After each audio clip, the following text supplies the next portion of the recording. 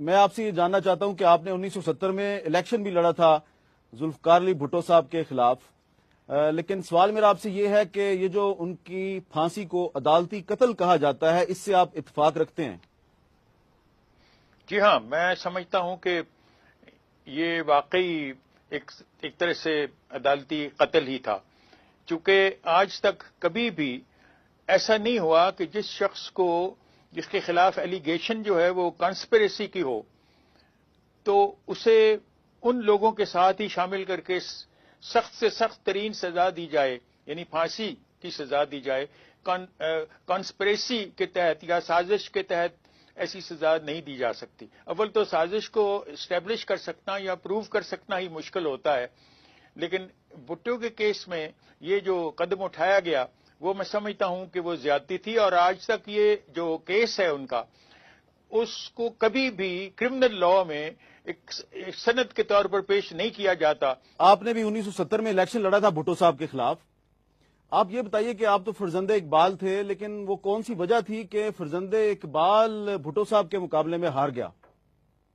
نہیں، یہ تو کوئی ایسی بات نہیں، الیکشن میں تو ہار جیت ہوتی ہے۔ بھٹو میرے دوست تھے، جی جی میں انہیں 1950 سے جانتا ہوں، اور پہلی دفعہ ان سے شناسائی 1950 میں ہوئی، چونکہ یہ آکسفورڈ میں تھے، میں کیمبرج میں تھا۔ پھر اس کے بعد جس وقت ایوب خان کی کیبنٹ سے انہیں نکالا گیا، تو وہ جب بھی لاہور آتے تھے فلیٹیس میں وہ ٹھہرتے، لیکن رات کا کھانا میرے ساتھ کھاتے تھے۔ جس وقت انہوں نے اپنی پارٹی بنائی تو میری یہ خواہش تھی، اور یہ مجھے اپنا بادر ملت نے، مس فاطمہ جناح نے یہ کہا کہ آپ بھٹو صاحب کو یہ سجیسٹ کریں کہ وہ کاؤنسل مسلم لیگ میں شامل ہوں۔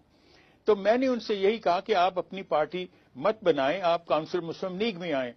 اس وقت کاؤنسل مسلم لیگ کی بڑی نازک حالت تھی، لیکن چونکہ وہ قائد اعظم کی جماعت تھی،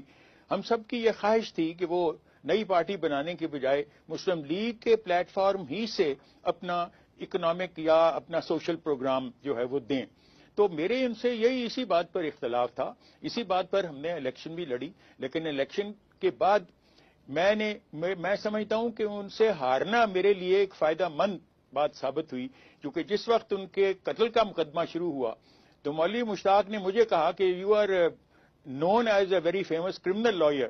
تو تم یہاں کیوں نہیں بیٹھتے اس بینچ پر ایز اے جج؟ جی تو میں نے انہیں معذرت کی، میں نے کہا جی میں تو ان سے الیکشن میں ہارا ہوا ہوں، میں کیسے ان کی زندگی موت کے فیصلے والے بینچ پہ بیٹھ سکتا ہوں؟ تو اللہ تعالیٰ نے، میں سمجھتا ہوں کہ مجھے ان سے ہرا کے یہ موقع دیا کہ میں اس بینچ پہ نہیں بیٹھا، کیونکہ میری اپنا ضمیر مجھے اجازت ہی نہیں دیتا تھا کہ میں اس قسم کی بینچ پہ بیٹھوں۔ میں ان لوگوں میں سے ایک ہوں جس دن ان کو پھانسی دی گئی، اس رات 3 بجے کے قریب، میں نے اپنی جو خود نوشت ہے اس میں یہ ساری داستان لکھی ہوئی ہے، 3 بجے کے قریب مجھے محسوس ہوا جیسے کوئی میرے کمرے میں داخل ہوا ہے اور اس نے میری چادر بستر سے کھینچ دی ہے۔ یہی آج کا ہی دن تھا، 4 اپریل کا، صبح 3 بجے۔ اور جس وقت میں اٹھ کھڑا ہوا تو میری اہلیہ بھی جاگ گئی، ان سے پوچھا کیا کوئی ڈراؤنا خواب دیکھا ہے؟ میں نے کہا نہیں، ابھی بھٹو یہاں موجود تھے، اور مجھ سے انگریزی میں انہوں نے کہا، look what they have done to me.